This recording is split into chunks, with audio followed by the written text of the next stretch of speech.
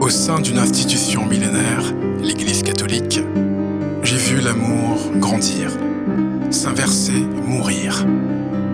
J'y ai rencontré Sue, femme et religieuse au défi de ses vœux. Je m'y suis fié à mon prêtre et thérapeute pour m'assurer de rester droit face à mon Seigneur, loin de mon penchant à l'homosexualité. Moi, je m'appelle Jérôme, aussi fictif que miroir d'un réel. Au fil des épisodes de ce podcast, je vous raconte les lieux et les rencontres qui ont fait évoluer mon regard sur l'homosexualité et l'ecclésia.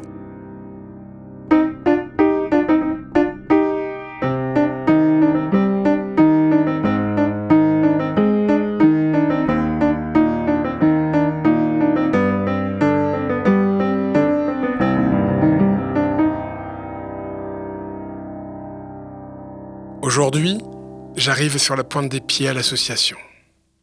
Hier, lors de ma séance avec mon psy, nous avons passé un autre cap après que j'ai échoué une fois de plus à résister à l'excitation.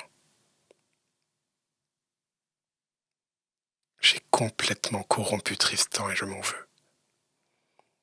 Même s'il se dévoue lui-même par sa méthode, si j'avais été plus fort, j'aurais pu l'épargner.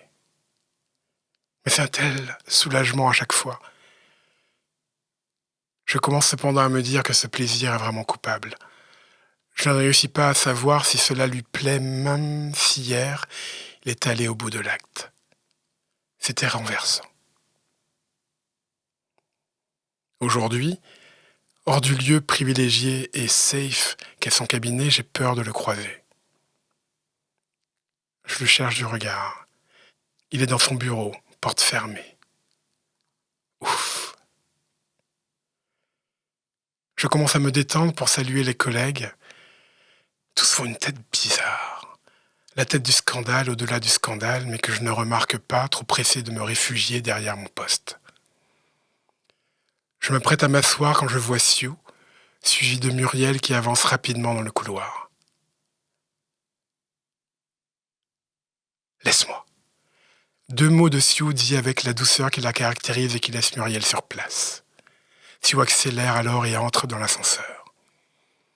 Lorsque la porte de l'ascenseur se referme, je tourne les yeux vers l'endroit vers lequel elle a jeté un dernier coup d'œil désabusé. Le bureau de Tristan. Que se passe-t-il ? Tristan aurait compromis Sue et Muriel ? Comment ? En même temps, le lien entre elles semble déjà tellement fort. On pourrait bien sûr penser à une amitié spontanée. Mais, pour qui observe bien, cette amitié entre deux êtres aussi différents ne peut être qu'amour. Une complicité née dans le goût de ce qu'est l'autre en face et qu'on veut avec soi, comme un complément de qui on est. Il a pu le percevoir et rappeler à Sue ses devoirs en tant que religieuse. Muriel, elle, l'aura envoyé balader, en jouant un intox ou en avouant sans scrupule. Ça pourrait lui ressembler. Je ne tiens pas, je veux savoir. Je vais retrouver Muriel. Elle me propose de l'accompagner pour fumer une clope. Elle a le visage fermé. Sur la terrasse qui domine Paris, elle s'appuie sur le rebord et allume sa cigarette. Elle tire longuement sa première latte avant de souffler lentement sa première bouffée de fumée. J'ai l'impression qu'elle m'a oublié. Je m'impatiente. Qu'est-ce qui se passe ? Décidément, elle m'a oublié à côté d'elle. Autant mettre le pied dans le plat. Pourquoi, si on est partie comme ça, là, tout à l'heure, elle avait l'air dévastée. Apparemment, mes pieds ne sont pas assez dans le plat. Muriel ? Elle se retourne vers moi, mais toujours sans prononcer un mot. Muriel ? Pourquoi elle a accepté de fumer sa cigarette avec moi si c'est pour rester bouche bée ? Je sais ce qui se passe entre vous. Voilà qui semble avoir retenu son attention. Je lui souris. Je sais depuis quelque temps déjà. J'imagine que c'est compliqué.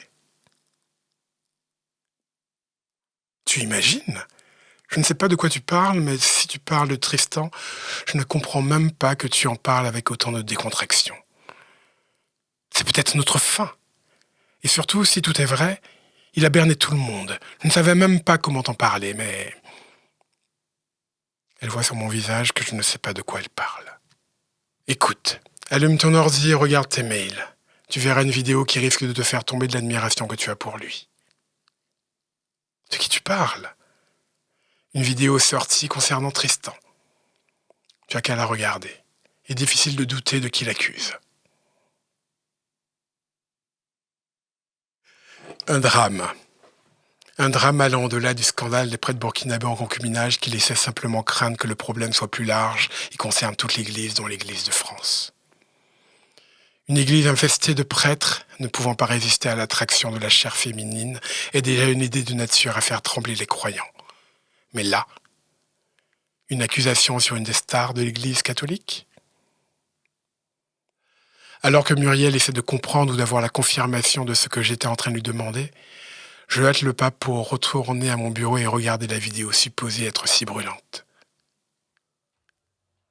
Mais qui peut en vouloir à Tristan ?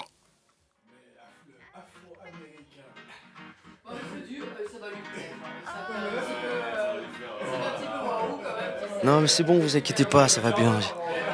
Je suis tellement content pour vous, c'est la vie, c'est chouette quoi. Ça sent le grand mal de tête demain matin, ça. Tu veux aller dans une chambre ? Il faut qu'il prenne l'air. Mais non, mais en fait, je suis pas bourré. Bon, ok, c'est vrai, j'ai bu, mais je suis pas saoul, c'est gentil. Vous pouvez rentrer, hein, vous inquiétez pas. Mais qu'est-ce qu'il y a, champion? C'est la fête. Ouais, c'est vrai, c'est la fête, t'as raison, c'est la fête. Allez, vas-y, dis-nous ce qu'il y a. Si t'es pas bourré, qu'est-ce qui se passe ? Mais en fait, c'est bon, ça va passer. Eh, tenez, servez-vous. Tu prends si tu veux, ça va te rafraîchir. J'ai été abusé par un prêtre. Waouh. On peut rien faire contre des gars comme ça. Tu dois parler. Parler, mais à quoi? Qui? Comment? Ce serait pas un peu opportun, non? Je ne sais pas quoi dire. Qu'est-ce que tu veux dire? Putain de merde, c'est pas vrai, j'ai gâché la fête en plus. Bah, si mon anniversaire t'aide à te soulager de ce poids... Tu pèses beaucoup plus lourd que tu ne crois. Putain, j'ai gâché la fin de la soirée, je suis deg. Mais t'inquiète pas, on aurait attendu ça de Polo. Et bizarrement, il est parti très tôt ce soir. Tu peux pas rester comme ça, ne rien faire. Putain, il faudrait les défoncer, ces mecs d'église. Allez, ça va, vous inquiétez pas pour moi, c'est bon. Tu peux pas rester comme ça. Qu'est des hypocrites. C'est clair.